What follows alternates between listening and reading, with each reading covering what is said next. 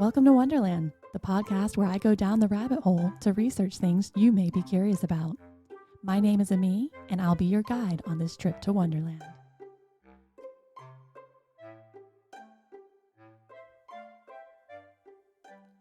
Hi, and thanks for joining me today. It's the time of year favored by many Americans for a lot of reasons, one of which is definitely football season. We love football in my house. I'm a Bears gal.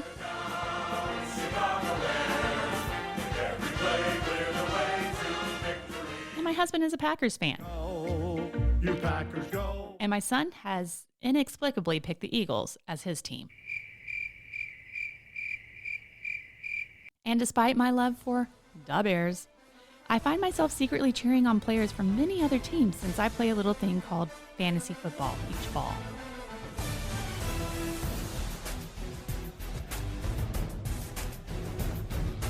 As I sat here working on my draft picks for the new season, I began to wonder.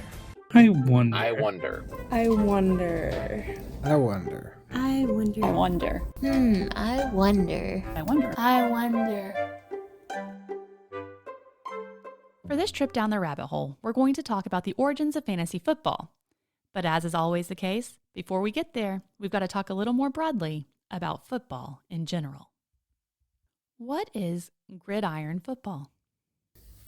Two teams are defending end zones that the other, so opposite team is trying to advance the ball down the play in segments of downs, 4 downs.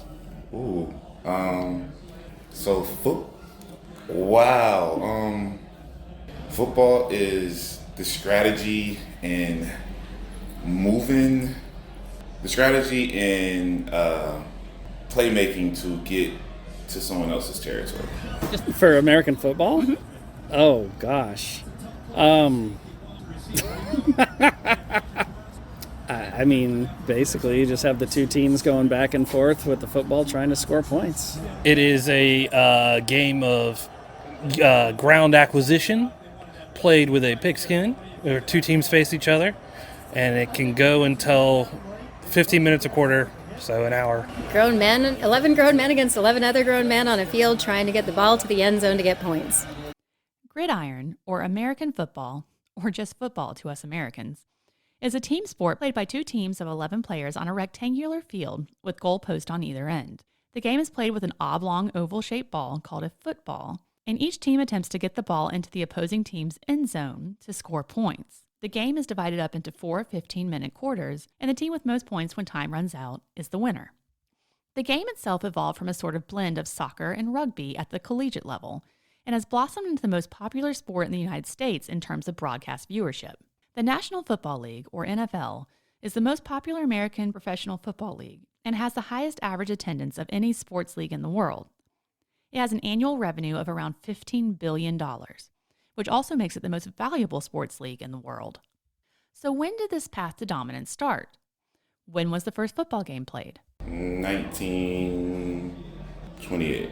1920. In the early 1900s, roughly 1936-ish. 1910? Oh, late 1800s, early 1900s. Harvard was the first to play college football. I know that. Ivy League. Might not have been Harvard. By most accounts, the game considered to be the first American football game was played on November 6, 1869, between two college teams, Rutgers and Princeton. That game had 25 players on the field and used a round ball that could not be picked up or carried, but could be kicked or batted with the hands, feet, or head in an attempt to advance to the opponent's goal. Rutgers won the initial game 6-4.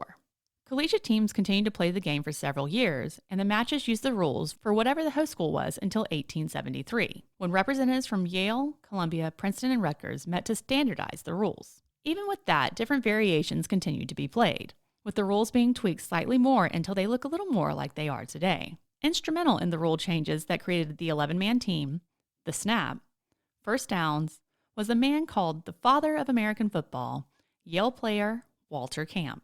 Camp's rules helped to make the game of football a bit less violent, but even still, the game sometimes resulted in serious injury or death. In 1905, there were 19 fatalities from playing the sport, and President Theodore Roosevelt threatened to abolish the game altogether unless major changes were made. The result was 62 colleges and universities meeting to discuss rule changes and forming the Intercollegiate Athletic Association of the United States, later called the National Collegiate Athletic Association, NCAA. Among the rule changes were the legal forward pass, a shorter 100-yard field, reduction of game time from 70 minutes to 60, increasing the first down from 5 yards to 10, and as well as giving 4 attempts instead of 3, introduction of the neutral zone, and a roughing the passer penalty. These rule changes seemed to be enough to keep the game from being abolished, and the sport continued to grow to the point where professional leagues were formed. The first recorded instance of someone being paid to play was on November 12, 1892, when Pudge Heffelfinger was paid $500, the equivalent to about $16,500 today, to play for Allegheny Athletic Association in a match against Pittsburgh Athletic Club.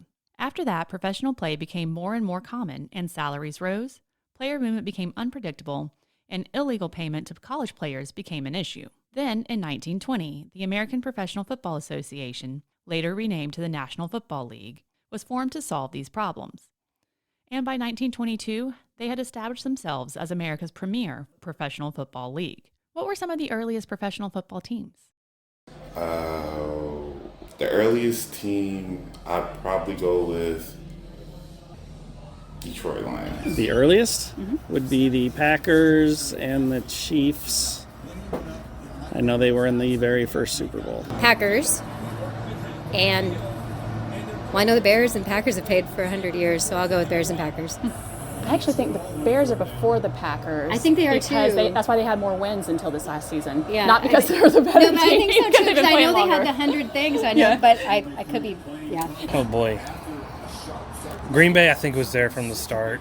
Okay, so you got those northern teams who played it first, and that's pretty much all I know.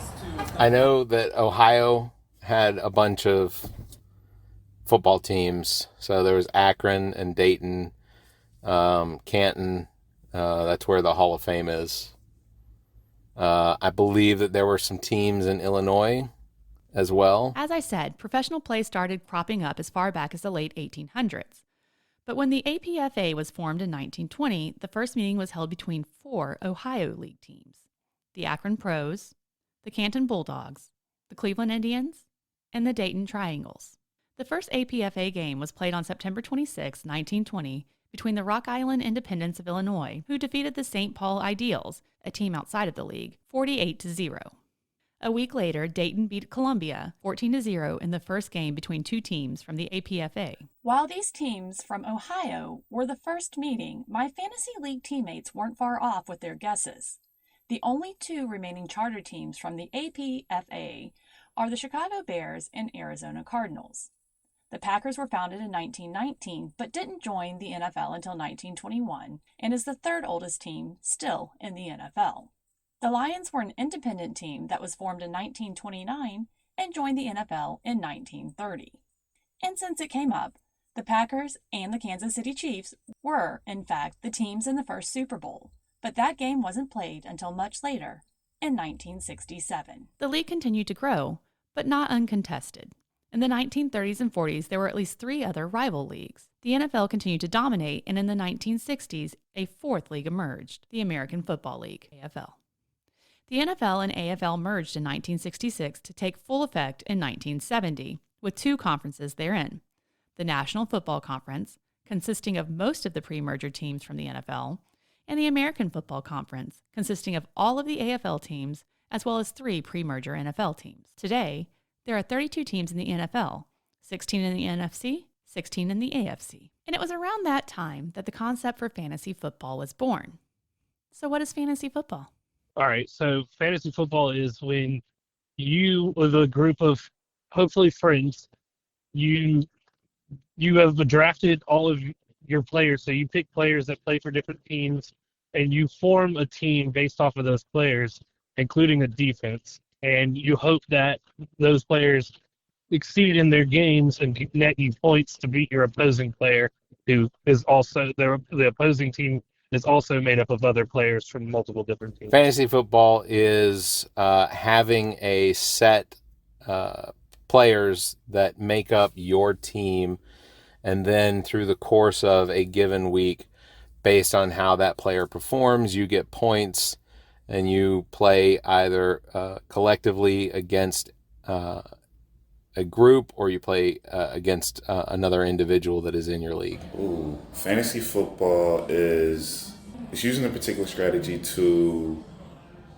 figure out week by week how to have the best team statistically. Fantasy football is you drafting your perfect team made up of each position from every other NFL team to get their points against another team that someone else has built against each other each week to see who does the best. Fantasy football is when you select certain players that you would want to be on your team, and then you are kind of the virtual coach to try and have the best players to get the most points. Fantasy football is a game in which the participants serve as owners and general managers of a virtual American football team. The competitors in a league hold a draft in order to pick players for their teams, and fantasy points are awarded each week based on the performance of those players. Competitors in a league face off against a different competitor each week. Wins and losses, as well as points, are kept throughout the season, with a final winner being determined after playoff games and a championship game, mirroring actual football play. And while the sport of football has been around for over a century, fantasy football wasn't developed until much later.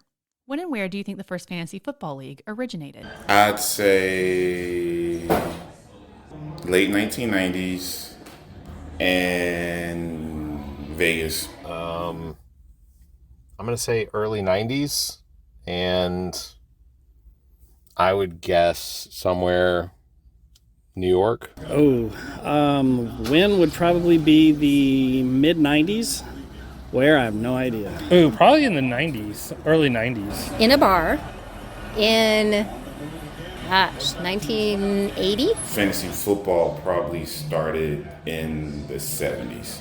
We can thank Wilfred Bill Winkenbach, a California businessman and limited Oakland Raiders partner, for dreaming up fantasy football during a 1962 Raiders cross-country trip. Winkenbach, along with the Raiders public relations employee Bill Tunnell and Oakland Tribune reporter Scotty Sterling, invented the rules of a game that would eventually become fantasy football.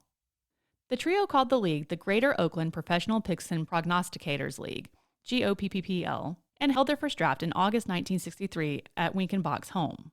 The original league had 8 members, and their rosters consisted of 2 quarterbacks, 4 halfbacks, 2 fullbacks, 4 wide receivers or tight ends, 2 return specialists, 2 kickers, 2 defensive backs or linebackers, and 2 defensive linemen. Initially, the scoring system rewarded 25 points for a touchdown pass, rush, or reception, 25 for a field goal, 10 for an extra point, and 200 for a kickoff, punt, or interception that was returned for a touchdown.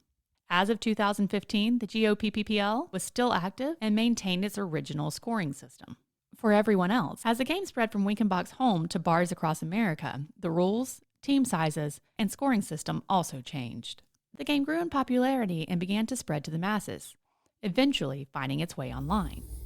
I would guess fantasy football probably went online in the mid 2000s, so 2005 or later. That's a hard one. Actually, I'm going to say that was the 1990s. That would have been roughly early 2000s. Probably late 90s. Okay, I should know that because I did the fantasy football paper version. I would say, calculating, 1999? Believe it or not, the Grandstand Sports Service launched the first nationally available fantasy football leagues online through Q-Link, later America Online, in 1985.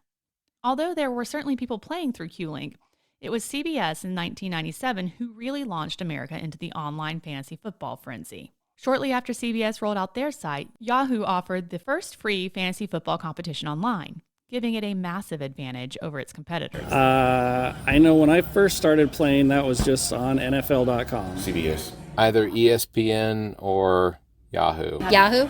Yahoo. In 2010, the NFL launched their own official game.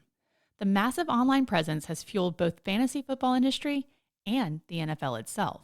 Fantasy football is wildly popular, with an estimated 20% of American adults participating in a league. The demographics therein are 81% male, 50% between the ages of 18 and 34, 67% employed full-time, 47% making more than $75,000 annually. Additionally, almost 90% of all players are white, and around half are unmarried. My fantasy league, Western Philosophy on Grass, has been playing for around 6 years, and this year consists of 10 players, 6 males and 4 females. Most are above the age of 35, but all are less than 45. Most of the team is married, with at least one husband-wife pair competing against each other. It's all in good fun. One of the fun parts of fantasy football is choosing your team's name. What is your fantasy team name? Cleveland's number 2 fan. I think it'd be really fun to see the Browns make it to the Super Bowl, because also I imagine that there are other fans out there that are bigger Cleveland fans than me, because I'm not really a Cleveland fan. So I'm Cleveland's number 2 fan. Orange Crush, and because I am a big Denver Bronco fan. Shadow Moses. I named it. It sounds cool, and I named it after Metal Gear Solid's island that's called Shadow Moses. Lamborghinis, because I am a Packer fan. So mine is called The Chosen Ones. And I don't know, that's just always been my name for every league I've played in. I actually think yours is Brandon's best team. On this one, I haven't updated because I just downloaded the app today, and as we did the draft, I was looking. I'm like, I never did my team, but every fantasy league I played, that's because I gotta change it before the season starts, because that's always my good luck, just leaving it as that. So I just always have that every year. We play on Yahoo, and Yahoo automatically assigns a generic name, such as Bob's Brilliant Team, if a custom name is not designated. But I do love seeing the names of teams in my league and in other leagues. It's also fairly common for someone to play in a league every year. How many seasons have you played fantasy football? I've played for, say 5. 5, I think, total. Maybe 6. Better than 10? 19? A lot. Not as many as Kim, though. I know. Embarrassingly, 30 years? Additionally, it's not unusual to find someone who plays in multiple leagues. How many leagues are you in this year? 1. Just one. 1, always 1. 2. 3. And even if you lose every year, so many players come back year after year to try again. How many times have you won in your league? I have not. I've come in runner-up once. This feels bitter, me asking you that specific question. One time. Hey! Once. I have won our league 1 time. Gosh, I think just once. I have no idea. Probably 6 or 7. Fantasy football has had a pretty big impact on viewership for the NFL, with fantasy owners rooting for more than just a single team, as they hope for all of their players to do well. The NFL found in a 2019 study that folks who played fantasy football were more than twice as likely to follow the NFL very closely or somewhat closely than those who do not. Nearly 1 in 4 fantasy players stated that the primary reason they watched games was to keep up with their fantasy team. Additionally, fantasy players are also slightly more likely to attend more in-person games than those who don't play. In 2011, the NFL directed teams to start showing fantasy statistics during games on the video board. Who was your first-round draft pick? Tyreek Hill. I chose Tyreek Hill because the other players that I chose had already been drafted, and Tyreek Hill was my number 3. Tonight it was Stephon Diggs. Why? Because I knew I could get Josh Allen later. Good wide receiver. This year I wanted to go with starting with a running back, so Austin Eckler was probably the A-tier person that was still on the draft board. Christian McCaffrey. And why? I'm hoping he has a great year as a running back. Justin Jefferson. Why? Because I think Christian McCaffrey's going to get hurt. How do you feel about winning this season? I would be very happy to win this season. What do you think your chances are? My chances are 1 in 10. I don't know. I'll know after week 1. Better than some of the teams I see.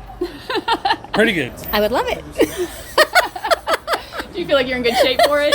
Your grade hasn't come in yet? You don't know? No idea. I haven't got my grade. My other 2 leagues, I feel pretty confident. I have the first and second best team in both of those leagues. This one, it's a little dicey. Only because I didn't like how I positioned myself early on in the draft. That's the only reason. This past season, I came so close to taking it all. But I did win the prize for most games won and most points earned, but ultimately I came in third. At the time of this recording, I'll be doing my draft later tonight, and I'm drafting in the 4th position on a snake draft. I feel good about my draft order. I usually get teased about my draft selections. Yes, I do need this many kickers, so we'll see how it all shakes out.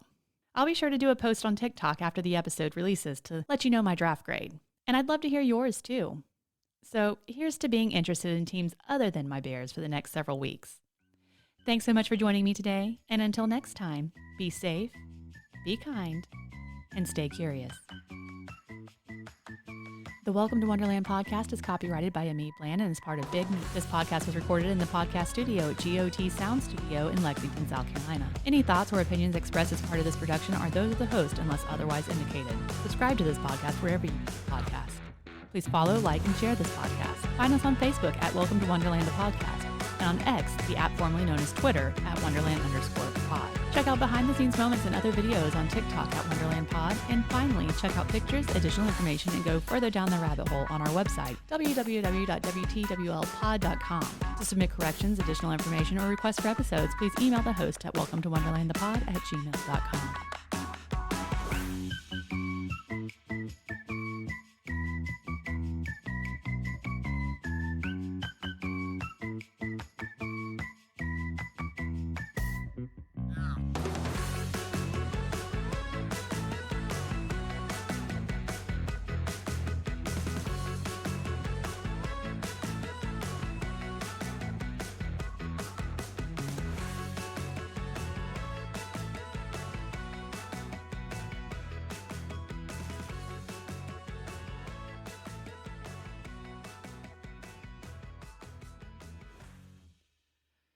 "52, 67, 14.